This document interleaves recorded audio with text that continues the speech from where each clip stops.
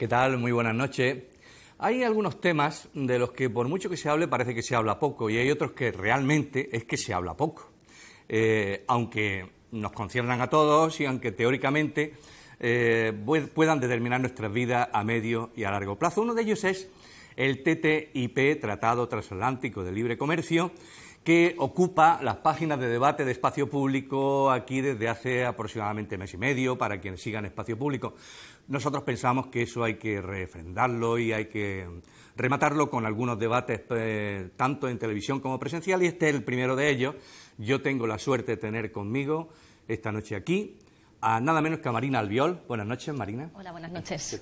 Ella es eurodiputada por Izquierda Plural, portavoz, ¿no? ¿Bien? Y también tengo, es un cara a cara, a un representante del Partido Popular, a quien le agradezco muchísimo su amabilidad. Se llama José López Garrido y es diputado del Partido Popular en las recién extinguidas o extintas Cortes Españolas, ¿no? Quedan 3 días, creo. Sí. Bueno, ayer os despedisteis, ¿no? Ayer nos despedimos, sí, además nosotros que en Comisión de Economía nos reunimos a las 4:30 de la tarde, casi nos despedimos en actividad oficial los últimos, ¿no? No sé si hoy ha habido algo más. Bueno, queda abierto, el Parlamento no se cierra, como todos sabemos, siguen las comisiones de la Diputación Permanente. Y Marina acaba de llegar de Bruselas, ella está allí donde precisamente está produciéndose lo que es el objeto de nuestro debate de hoy. El Tratado Transatlántico de Libre Comercio se está debatiendo en Bruselas entre miembros de la Comisión Europea y representantes también estadounidenses. Y ya no hablo más, lo dejo todo en manos de nuestros invitados y os pediría en primer lugar que fuéramos lo más didácticos posible y le explicáramos a aquel espectador que todavía no lo sepa qué es el TTIP, Marina. Bueno, yo lo primero quiero agradecer a Espacio Público, ¿no?, la oportunidad de debatir y sobre todo la labor que se está haciendo de difusión de un tema tan poco conocido como es el TTIP, ese Tratado Transatlántico de Comercio y Inversión, un tratado que se está negociando en estos momentos entre la Unión Europea y Estados Unidos. Y lo primero que hay que decir del TTIP es que, bueno, el objetivo que reconoce la Comisión Europea, el objetivo del TTIP, según la Comisión Europea, es proporcionar el mayor nivel posible de protección jurídica a los inversores, es eliminar normativas a ambos lados del Atlántico y es que no haya obstáculos para los inversores. Es decir, lo que quieren es aumentar el comercio, aumentar la inversión, hacer como un área única para las empresas, en los dos lados del Atlántico, y evidentemente el obstáculo para eso ahora no son los aranceles, porque son muy bajos, sino que el obstáculo, el gran enemigo a batir que tienen las grandes corporaciones para que esto sea posible son las leyes, son las regulaciones y son las normativas. Tú estás claramente en contra de que ese tratado se llegara a firmar, ¿no? Bueno, porque entendemos que lo que pretenden con este tratado es socavar todas las leyes que suponen un obstáculo para los inversores y que son leyes que nos protegen de nuestra salud pública, en el medio ambiente, ¿no?, que protegen a los agricultores y, por tanto, pretenden acabar con esas normativas. Enseguida te voy a dar la palabra, José, pero te diría, ¿hay algo a tu juicio positivo en el tratado? Bueno, ¿serías capaz de decirnos algo positivo? Es que yo creo que lo primero que hay que dejar claro es que esto no es un tratado comercial. Esto va mucho más allá. Esto lo podemos poner a la altura de la Constitución Europea o de lo que fue o de lo que es el Tratado de Maastricht. No estamos hablando de un tratado comercial. Por tanto, creo que hay que valorar las cosas en estos términos. Estamos hablando de un tratado que va a modificar nuestras normas, nuestras leyes, incluso nuestro sistema jurídico, nuestros servicios públicos y que además supone un peligro para el medio ambiente, derechos laborales, etc. No tiene sentido que exista para ti. Bueno, tiene el sentido porque va a beneficiar a las grandes corporaciones y a las multinacionales. Para ellas tendrá mucho sentido porque son las que van a continuar aumentando sus beneficios gracias al TTIP. José, sabemos que tú estás a favor del tratado. ¿Serías capaz de decir alguna cosa en contra del tratado? ¿Entiendes que hay algo que se puede criticar? Vamos a empezar por a favor, ¿no? Vamos a ver. En primer lugar, has hecho una manifestación rotunda de que estoy a favor del tratado. Yo no estoy a favor de cualquier tratado. La Unión Europea no está a favor de cualquier tratado de libre comercio con los Estados Unidos. La mayoría del Parlamento Europeo no ha dicho estar a favor de cualquier tipo de tratado con los Estados Unidos. Han dicho estar a favor de un tratado que el propio documento que da el mandato para la negociación habla de un tratado que aumente el comercio y la inversión entre Estados Unidos y Europa, aprovechar mejor el mercado transatlántico Y dice cosas que contradicen totalmente lo que Marina nos dice, ¿no? Que es, dice, el acuerdo debe reconocer que las partes... Ya, si sois tan amables, perdona, ya basta, podéis hablar entre vosotros sin que yo... Sí, no, palabra, pero encantado que nos la des, que así, pero seguro que seremos capaces de entablar diálogo sin moderador también, pero no te vas a quedar aquí de convidado de piedra. Por supuesto ¿no? que no. Como decía, la Unión Europea lo que viene a decir, además taxativamente, ¿no? Dice, el acuerdo debe reconocer que las partes no alentarán el comercio o la inversión extranjera directa mediante una suavización de la legislación. Marina acaba de decir que sí. Ni las normas internas en materia de medio ambiente, trabajo, salud y seguridad en el trabajo. Este es el mandato directo de la Comisión. Estos son los documentos. Bueno, otra cosa es que Marina no se lo crea. No, entonces, ¿qué es la convergencia reguladora? Pero la realidad lo que dice, lo que se pretende hacer es establecer, eliminar barreras. Unas son arancelarias, es cierto, la parte que sí tiene verdad de lo que ha dicho Marina es que los aranceles se han eliminado prácticamente entre los Estados Unidos y Europa, no en algunos sectores, y a lo mejor a ella como castellonense le podría interesar, ¿no? Que en el azulejo el arancel es muy alto todavía y a lo mejor a quienes trabajan en las empresas azulejeras de Castellón, a lo mejor les puede interesar vender los azulejos en el mercado norteamericano o en el mercado del calzado de la provincia de Alicante, de donde procedo yo, ¿no? Los aranceles... Pero no se está vendiendo, porcelanosa no se está vendiendo en Estados Unidos. Con barreras arancelarias... Pero el objetivo del TTIP no es eliminar los aranceles, el objetivo del TTIP es eliminar normativas. Son las barreras no arancelarias de las que estamos hablando. Todos los objetivos del TTIP. Las barreras no arancelarias son las fundamentales. En segundo lugar, regulaciones. Regulaciones que tienen que ver, por ejemplo... Yo evidentemente parto de la base de que las sociedades democráticas europeas y norteamericanas, hombre, velan o pretenden velar por sus ciudadanos y por su salud y por su seguridad y por los productos que ingieren y por los automóviles que conducen. Precisamente los americanos han descubierto un fraude en productos fabricados en Europa.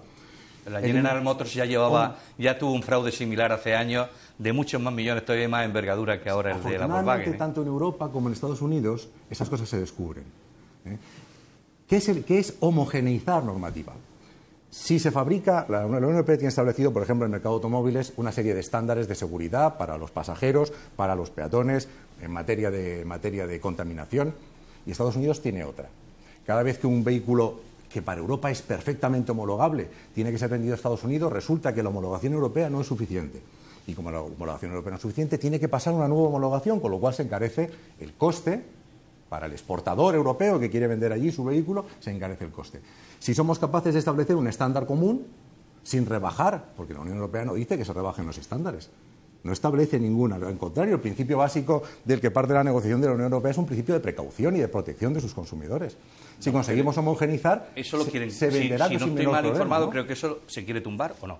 A ver, lo primero es, hay uno de los instrumentos fundamentales del TTIP, que es la convergencia reguladora, es el que además se va a crear un consejo de cooperación reguladora, que el objetivo es igualar normativas y, evidentemente, igual que estamos hablando de la seguridad de los vehículos, estamos hablando también de normativas sobre medio ambiente, estamos hablando de normativas sobre salud pública y estamos hablando de toda una serie de normativas que van a permitir que haya una serie de prácticas que ahora son prohibidas en Europa que van a ser legales, como por ejemplo el fracking o como por ejemplo la venta de productos alimentarios que han sido hormonados o que han sido tratados con cloro. Eso es la convergencia reguladora y el Consejo de Cooperación Reguladora lo que va a ser es un cuerpo formado, no sabemos todavía por quién, porque lo mantienen en secreto, un consejo por el que van a pasar todas nuestras normativas, todas nuestras leyes presentes y futuras, las que vengan, para adaptarlas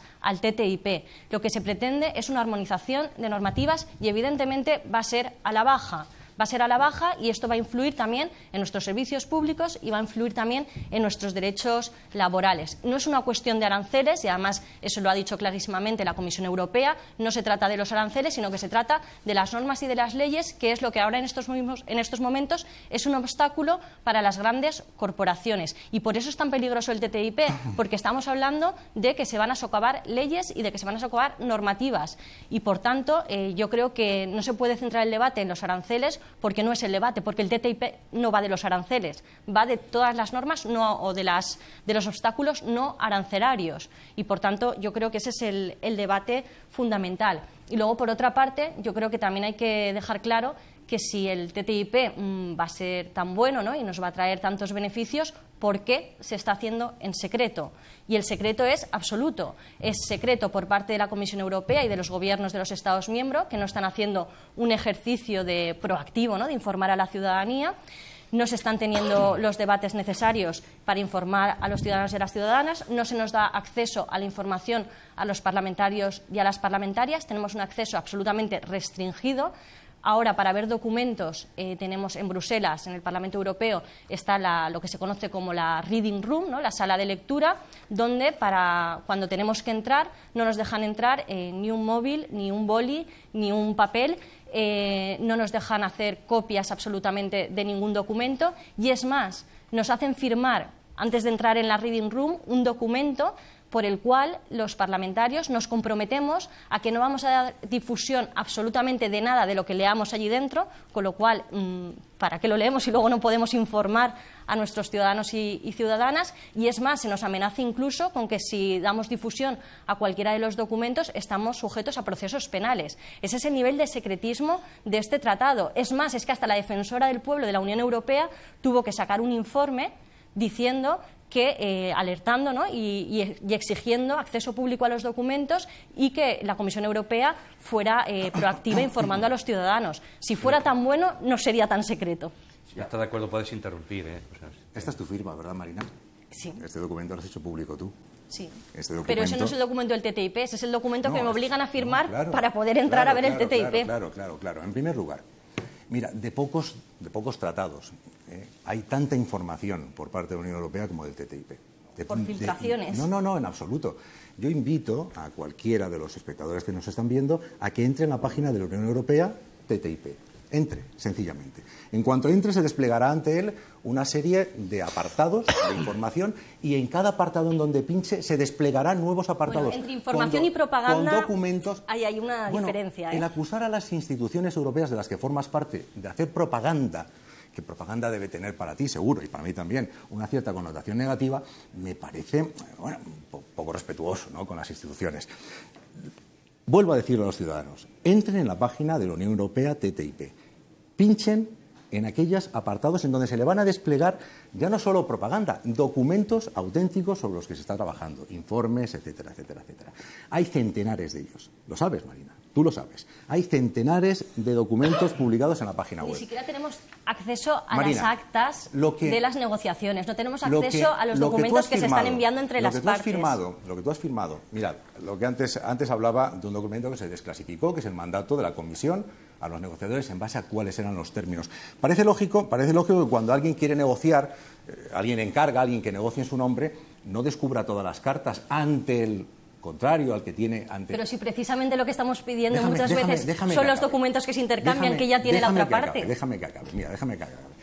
Esos documentos clasificados, que después además al cabo del tiempo se desclasifican, como este, aquí ya aparece desclasificado, para que todo el mundo lo conozca. Algunos van a tardar 50 años en desclasificarse. Déjame que acabe.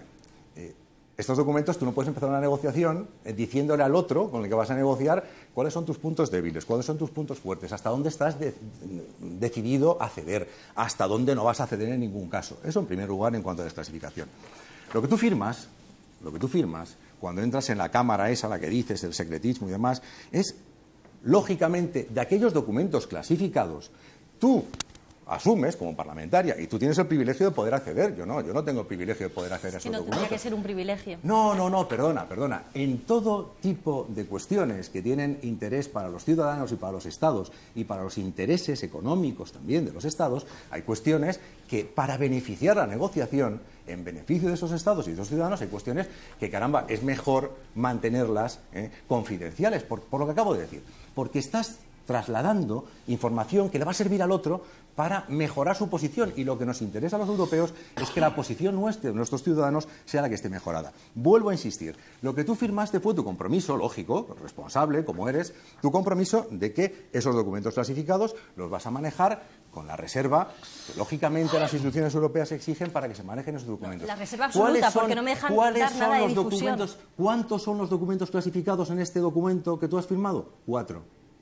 4 que son los que pedí. 4. El resto están abierto. No es cierto. Y le vuelvo a decir a los... A ver, yo elegí cuatro de una lista de decenas y decenas de documentos clasificados que hay, de los cuales no se puede dar ni copia ni dar nada de difusión. Seguro que esos cuatro, cada uno de ellos tiene más secciones y más aspectos.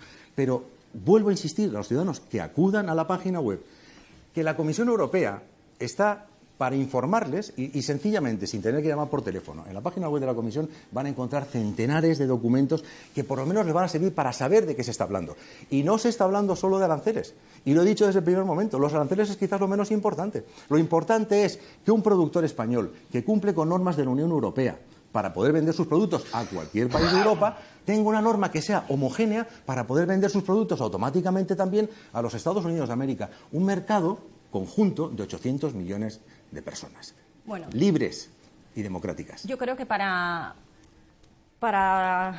contrarrestar algunas de las cosas que se están diciendo, para empezar, no debería ser un privilegio poder ver los documentos que están negociando, porque se están negociando cuestiones que nos van a afectar a todos y a todas, que nos van a afectar en todos los ámbitos. ¿Algún ejemplo, Marina, si eres tan amable? En todos los ámbitos de nuestra vida. Para que el espectador medio diga, ¿en qué me va a afectar a mí esto? Pues esto nos va a afectar, por ejemplo, en nuestros derechos laborales, evidentemente, porque si de lo que estamos hablando es de abrir el mercado, ¿no?, de aumentar el comercio, de aumentar la inversión, evidentemente lo que aumenta es la competencia. Y cuando aumenta la competencia, al final en esa pugna, el que sale victorioso es el que es capaz de competir, es el que es capaz de ofrecer precios más bajos y, por tanto, peores condiciones laborales, porque precios más bajos va sujeto a peores condiciones laborales. Por tanto, nos va a afectar en nuestros derechos laborales.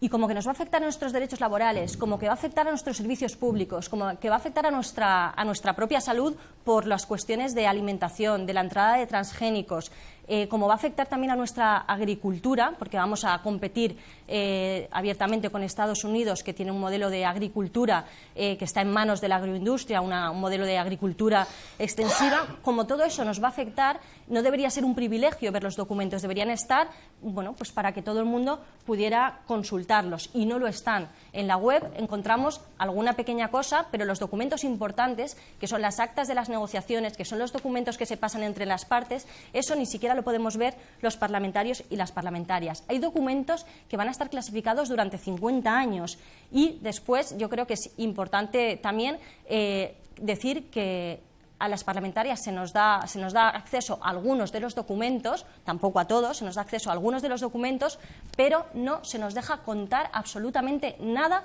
de lo que ponen esos documentos. Absolutamente nada. El 99% de los documentos que tienen que ver con las negociaciones, con este intento de alcanzar un acuerdo de libre comercio, no están clasificados. Insisto, están a disposición de los ciudadanos. Y cuando hablo de privilegio, me refiero a que tú, Marina, como parlamentaria europea, tienes el privilegio, habrá de ser así de reconocido, de acceder a los clasificados. Yo no puedo acceder a los documentos clasificados, ni ningún otro ciudadano. Luego, en ese sentido, hablaba de privilegio. Para los ciudadanos tienen el derecho de acceder a toda la información, menos aquella que se ha considerado por el interés de todos, precisamente para mejorar nuestra posición negociadora, que no se clasificara. Dice Marina que los derechos laborales se van a modificar. ¿No es eso lo que dice el mandato de la Comisión? Al contrario, taxativamente dice que el acuerdo debe reconocer que las partes no alentarán el comercio o la inversión extranjera directa mediante una mediante una suavización de la legislación y las normas internas en materia de medio ambiente, trabajo o salud y seguridad en el trabajo, ni de las normas laborales básicas, ni las políticas y la legislación destinadas a proteger y promover la diversidad cultural. Dice Marina también que están en peligro los servicios públicos. El documento en el que se mandata, y que es la base para poder negociar el tratado, dice los servicios prestados, dice antes, la elevada calidad de los servicios públicos de la Unión Europea debe conservarse con arreglo al tratado de funcionamiento de la UE, en particular al protocolo, etc. Los servicios prestados en el ejercicio de autoridad pública, servicios públicos, los servicios prestados en el ejercicio de autoridad pública, como se define en el artículo 1.3 del Acuerdo General sobre Comercio de Servicios, quedarán excluidos de la negociación. Luego, no es cierto que se esté negociando sobre servicios públicos. Se negocia sobre comercio de servicios, ingeniería, consultoría. Todo aquello que tiene que ver con el tráfico comercial y que hace falta, significa que arquitectos europeos puedan trabajar en los Estados Unidos de América. Eliminar las barreras para que esos profesionales puedan hacer su trabajo allí, que se establezcan despachos de abogados, que se establezcan despachos de ingeniería, que se establezcan despachos de consultoría, para que los servicios, no los públicos, puedan ser libremente intercambiados. De eso se trata, no de los servicios públicos. A ver, derechos laborales. Por una parte, evidentemente, el TTIP, si alguna vez se llega a firmar, que esperemos que no va a poner negro sobre blanco: a partir de ahora los trabajadores en Europa van a trabajar en vez de 8 horas al día, 18. Eso no lo va a poner negro sobre blanco el TTIP. El problema es, como estaba explicando antes, primero, que si aumenta el comercio con Estados Unidos, donde las condiciones laborales son mucho peor, si aumenta el comercio de productos elaborados en peores condiciones laborales, evidentemente esto se traduce en una presión a la baja de nuestros derechos laborales en Europa. Incluso se está hablando de que una multinacional pueda estar, capital de Estados Unidos, pueda estar trabajando en Europa y sus trabajadores con las condiciones laborales de Estados Unidos. Y luego, por otra parte, hay que tener en cuenta que vamos a firmar un tratado con Estados Unidos que no ha ratificado varios convenios de la Organización Internacional del Trabajo, que no ha firmado el convenio de igualdad de remuneración entre hombres y mujeres, que no ha firmado el convenio sobre protección de maternidad, ni el de trabajo infantil, ni el de libertad sindical, que Estados Unidos es la única democracia que no ha ratificado la Convención sobre todas las formas de discriminación de la mujer. Por tanto, sí va a afectar en nuestros derechos laborales. Es más, estamos hablando de la convergencia reguladora, ¿no?, de ese intento de igualar normativas, que evidentemente va a ser a la baja. Este tratado no se firma para que los ciudadanos y ciudadanas de Estados Unidos tengan más derechos laborales. No se firma para igualarlo a la alta, sino evidentemente a la baja, porque esa presión, ese aumento de comercio, esa competencia, lo que va a hacer es que los derechos laborales vayan a la baja. Y sobre servicios públicos, yo creo que también es importante decir que va a haber se habla de la lista negativa. ¿Eso qué quiere decir?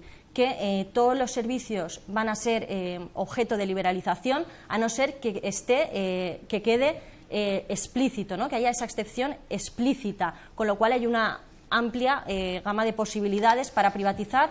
Y luego se habla de que habrá una excepción general para la privatización, que será aquellos servicios que estén prestados por una autoridad estatal, pero que no sean realizados sobre base comercial ni en competencia con uno o más operadores económicos.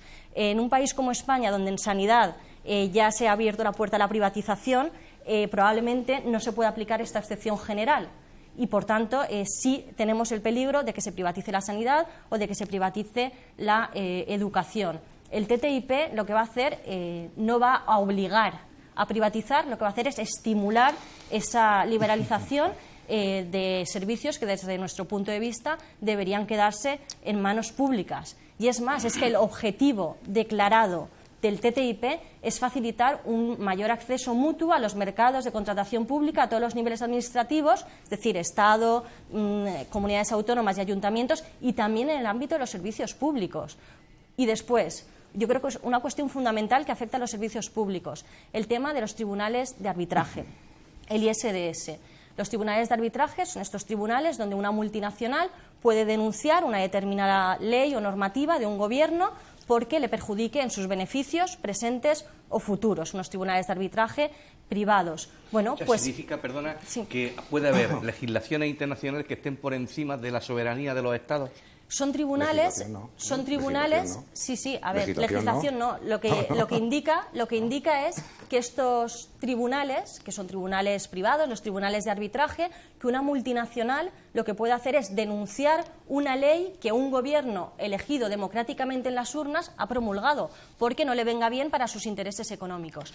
¿Qué significa esto en materia de servicios públicos? Bueno, pues que si en un ayuntamiento gobierna la izquierda y, por ejemplo, quiere remunicipalizar el servicio de aguas que había sido privatizado previamente por el Partido Popular, se puede ver expuesto a una demanda de una multinacional que esté demandando al ayuntamiento por querer remunicipalizar el servicio de aguas. Una multinacional de agua puede denunciar esa vale, remunicipalización. La denuncia vale, pero puede perder vamos a ver si contencioso. podemos... Podría perder y evidentemente ya hay, los tribunales de arbitraje ya existen en el marco de muchos tratados bilaterales que hay en estos momentos, ya existen y hay muchísimos ejemplos de cómo multinacionales demandan a gobiernos por leyes que han sacado. ¿Y los tribunales españoles entonces? Evidentemente la soberanía queda absolutamente socavada y los tribunales de arbitraje se sitúan por encima partes, ¿no? de los tribunales nacionales. Han sido muchas las cosas que Marina ha vertido en esta última intervención. Hombre, caracterizada en su primera parte por evidentemente se va a producir, por está claro que no de inmediato, pero a largo plazo va a haber una rebaja de derechos, es amplia la gama de posibilidades para privatizar. Vamos a ver. La evidencia de que se van a producir cuando la propia Unión está planteando como cuestiones sustanciales e innegociables la calidad de la sostenibilidad del empleo, la calidad del empleo, el mantenimiento de derechos laborales, el que no se pueda hablar en absoluto de materias que atañen a la legislación laboral, etcétera, etcétera. Vuelvo a decir lo que decía al principio. Puede que haya quien no se lo crea. Evidentemente puede haber gente que diga, mira, lo que dice la Unión Europea, lo que dice la Comisión, lo que dicen sus documentos es que como parto de la base de que no me lo creo, porque yo sencillamente no confío en las instituciones europeas, pues vale. Pero lo que no se puede decir es que dicen lo que no dicen o que dejan de decir lo que sí que dicen. Y lo que dicen los documentos de la Unión es que estas cuestiones son innegociables. En la intervención has confundido, con sutil habilidad, lo que son servicios públicos con contratación pública. No, he dicho las dos cosas. Sí, he dicho contratación pública y servicios públicos. Las mezclando dos cosas. una cosa con otra. No, mezclando una las cosa dos con otra. cosas. Mira, ¿qué quiere decir contratación pública? ¿Qué quiere decir contratación pública? España tiene empresas que están construyendo el Canal de Panamá. España tiene empresas que están construyendo el tren de alta velocidad entre Medina y La Meca. España tiene empresas que gestionan aeropuertos en media Europa y parte del mundo. Eso es contratación pública. Eso beneficiaría a las empresas españolas. El poder participar en procedimientos de licitación, de trenes, de carreteras, etcétera, etcétera, en igualdad de condiciones que las empresas norteamericanas. Eso es contratación pública. Mezclar contratación pública, que es un Estado, un gobierno, un ayuntamiento, quiero hacer esta obra pública y tengo que abrir, en virtud, si se llegara a alcanzar este acuerdo de libre comercio, tengo que abrir en igualdad de condiciones la contratación a empresas americanas, a norteamericanas y a empresas europeas. Hombre, yo creo que eso es interesante para nuestras empresas, que son punteras además, ¿no?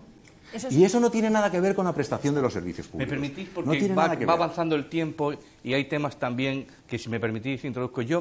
De las pocas cosas que me he procurado instruir a lo largo de estos 2 meses sobre el TTIP, hay una cosa que me llama profundamente la atención, que tiene que ver con la agricultura y que tiene que ver con algunas experiencias donde parece ser que eso afecta directamente no ya a los intereses empresariales, sino ni a los intereses incluso laborales, sino a mucho pequeño agricultor, a mucho autónomo de la agricultura, que puede quedarse prácticamente sin expectativas de vida. ¿Eso es así? ¿Eso es o es simplificar?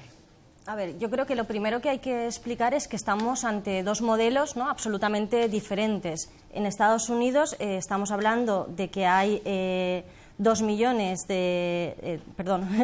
estamos hablando de que hay 20 millones de explotaciones agrarias y en Europa muchísimas menos, ¿no? Estamos hablando de que una granja de Estados Unidos es 13 veces más grande que una granja en Europa. Estamos hablando de un modelo diferente, ¿no?, en Estados Unidos de agroindustria y en Europa de pequeñas y medianas explotaciones. Por tanto, los modelos son absolutamente diferentes y de lo que estamos hablando es de que se nos quiere conducir hacia el modelo de Estados Unidos. La convergencia reguladora lo que va a producir es que se van a eliminar restricciones que ahora mismo hay. Se van a eliminar restricciones en materia de transgénicos, en materia de animales hormonados, en materia de etiquetado. Para nosotros tiene mucho valor, ¿no?, el que se sepa de dónde viene un producto, qué proceso ha seguido. Eso en Estados Unidos no es así. Estamos hablando de que se va a eliminar el principio de precaución, el principio de cautela, ¿no? Por tanto, estamos yendo hacia un modelo como el de Estados Unidos. ¿Por qué están esas cifras, Marina, perdóname, de que se habla que 13 millones de agricultores en Europa pueden ver su futuro en peligro? ¿Por qué? Pues no lo acabo de entender. Precisamente porque no se va a poder competir con ese modelo de agroindustria de Estados Unidos, porque las pequeñas y medianas explotaciones de Europa no van a poder competir. Sí, y después, claro, yo creo que es importante compararlo con tratados que ya existen, ¿no? Y tenemos el ejemplo del NAFTA, del tratado de Canadá, Estados Unidos con México, donde a raíz de la firma de ese tratado 2,5 millones de campesinos se empobrecieron. Mexicanos. Eso fue lo que sucedió. sucedió. Lleva 20 años en vigor y que parece que a México en estos 20 años no le ha debido importar ese dato que das, que no sé por dónde está contrastado. 2,5 millones 20 se empobrecieron. años en vigor el NAFTA, 20 años, y parece ser que México le sigue interesando, pese a la desgracia de sus 2,5 millones de campesinos, le sigue interesando el mantener ese tratado de libre comercio. Pero el vamos NAFTA, a ver, donde si hay además, algo, yo creo que es importante lo del NAFTA. Fueron los 2,5 millones de campesinos que se empobrecieron, 28.000 pequeños comercios. Con cultivos de maíz, creo recordar, ¿no? Sí, 28.000 pequeños comercios que tuvieron que cerrar las puertas, 1.254 empresas públicas mexicanas que han sido privatizadas desde que se firmó el NAFTA. Y se destruyeron 1 millón de puestos de trabajo. 20 años en vigor. 1 millón de puestos de trabajo se destruyeron. 20 años en vigor, y México sigue disfrutando de las ventajas del Tratado de Libre Comercio con Estados Unidos. De la privatización, del empobrecimiento de los campesinos, pero eso, de la destrucción de empleo. Un país soberano, democrático, decide, 20 años después de esa tragedia que tú dices, que yo no sé si está totalmente contrastado, mantenerlo en vigor, cuando lo sencillo, si la experiencia es tan nefasta, por algo deben seguir, porque si la experiencia fuera tan nefasta, lo habrían revocado. Bueno, pues porque inmediatamente. desgraciadamente el gobierno no está al servicio de esos ciudadanos y ciudadanas que se han visto perjudicados. Sin embargo, ahí voy. Sin embargo, la Unión Europea, los gobiernos de la Unión Europea, democráticos de la Unión Europea, y el ejemplo español de la incorporación a Europa es uno más de ellos, son gobiernos que sí que están al servicio de sus ciudadanos. Son instituciones que están al servicio. Como hemos podido comprobar todo este tiempo con las políticas de recortes, de privatizaciones, ¿no? Izquierda Plural o Izquierda Unida no estará nunca de acuerdo hasta que no gobierne. Entonces sí que será democrático. Mientras gobiernen otros, no te parecerá que sea democrático nuestro sistema. A mí, humildemente, me parece que nuestro sistema es un claro ejemplo. Me parece que es de lo más democrático del mundo. Perfeccionable, por supuesto, que no debemos bajar la guardia, que tenemos que velar para que nuestra gobernanza sea mejor, para ser más transparentes, para ser cuanto más plurales, cuanto más democráticos, mejor. Pero poner en cuestión las bondades democráticas de la Unión Europea me parece que está fuera de lugar. En cualquier ranking de democracias que estudies, cualquiera, cojas el ranking que busques, los 28 países de la Unión y los Estados Unidos de América están dentro de las 43 mejores democracias del mundo. De manera que cuestionar las cosas en base a parámetros de gobiernos que tú has dicho, yo no digo, que son poco democráticos y que no están al servicio de los intereses de sus ciudadanos, lo has dicho tú, yo no lo he dicho. Poner las cosas, cuando estamos hablando de una Unión Europea que al menos yo y varios millones de europeos, que son los que siguen confiando en sus instituciones, pues poner las cosas en un criterio que no tiene nada que ver, con los parámetros que dices. Decir que las instituciones europeas están al servicio de los ciudadanos, cuando hemos visto todo lo que hemos visto estos años, lo que tenemos son instituciones antidemocráticas, como el Banco Central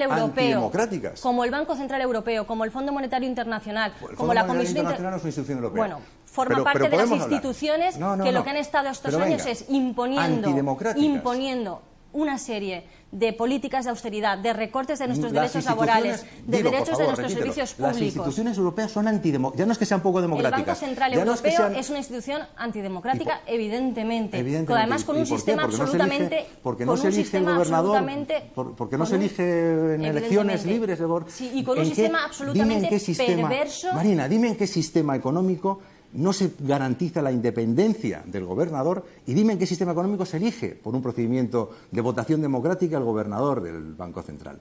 Bueno, pero es que... Dime en qué sistema, por favor, dímelo. Dime en cuál. Dime en qué sistema se elige democráticamente, mediante voto, al gobernador del Banco Central de ese país. Pues evidentemente, si tiene las competencias que tiene y si lo que está haciendo es modificar las condiciones de vida de millones de personas, debería poderse elegir democráticamente aquellas instituciones que nos imponen toda esa serie de recortes y que nos imponen toda esa serie de políticas, que luego, por cierto, nos las imponen ellos y son aplicadas sin rechistar, primero por el gobierno del señor Rodríguez Zapatero y posteriormente por el gobierno del señor Mariano Rajoy. Por tanto, no podemos hablar aquí de que la Unión Europea son instituciones al servicio de la ciudadanía cuando han sido instituciones al servicio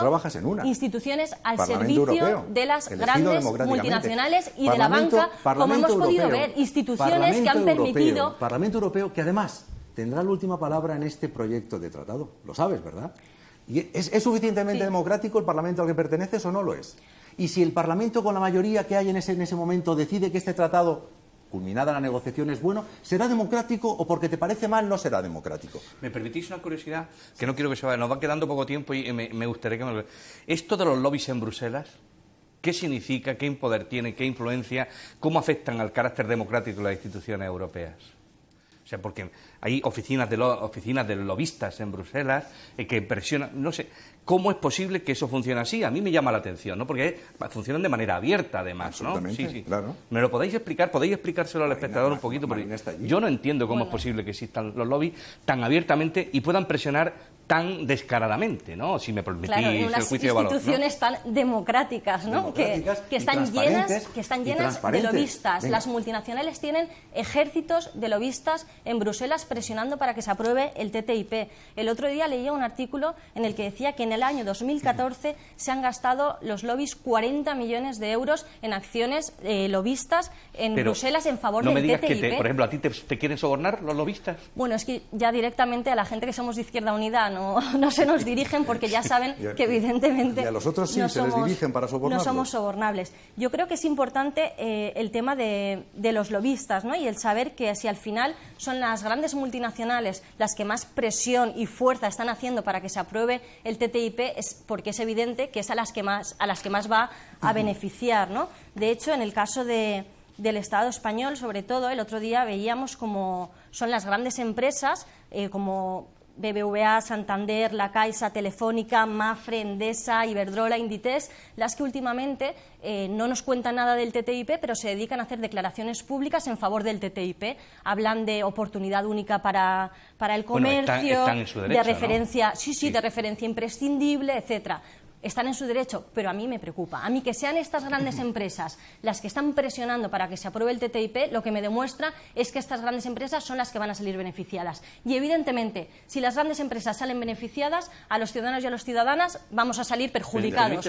Porque está demostrado. Sobre los lobbies también. Los lobbies, precisamente en la Unión Europea, los lobbies son grupos de presión. Son gente que se mueve por ahí. Unos pueden ser lobbies sociales, otros pueden ser lobbies económicos, ¿no? La ventaja de la Unión Europea, que eso no existe, por cierto, en otros constructos políticos o sistemas, la ventaja de la Unión Europea es que los lobbies se tienen que registrar. Que si un comisario o un alto funcionario se reúne con uno de estos grupos, eso está, la agenda es pública y se sabe. Tú sabes de sobra que los lobbies registrados no son solo las grandes multinacionales.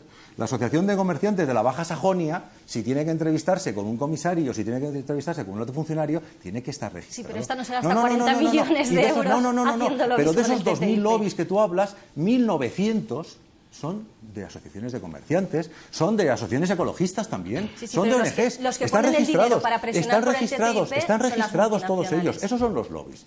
Y en la Unión Europea se ha utilizado un procedimiento transparente para que si un lobista, que están allí, se sabe, y si un lobista se reúne con un comisario, pues se sabe que se ha reunido.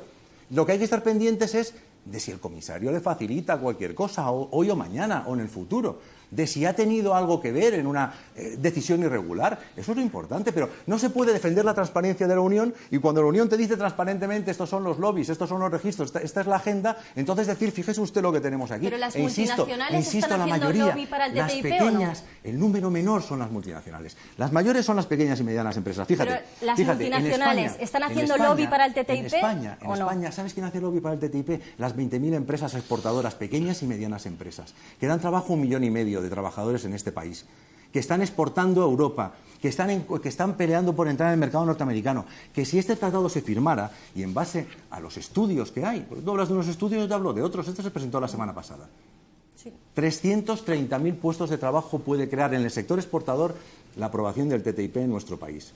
36.000 millones de euros de crecimiento del PIB en las estimaciones más modestas.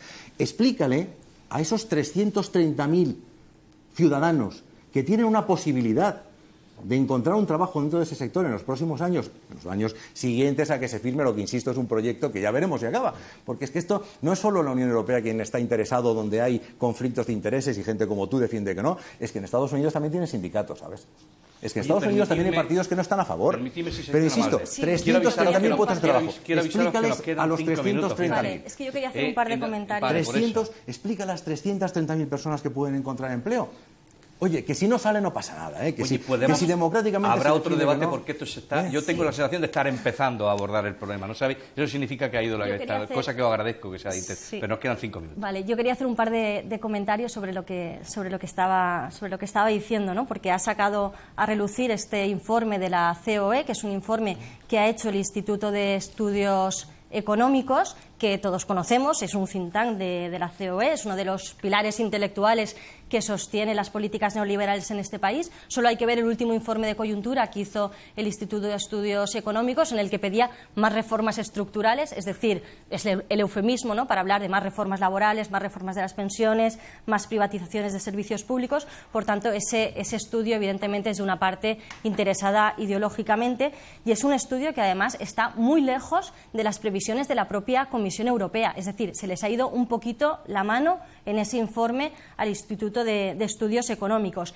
Pero informes tenemos, y tenemos muchos. Tenemos los informes de la Comisión Europea, que son 4 informes de referencia para la Comisión Europea, que en su versión más favorable hablan de un crecimiento del 0,5 en 10 años. Y tenemos otros estudios que hablan de la pérdida de puestos de trabajo, entre 400.000 y 1 millón de puestos de trabajo que se perderían.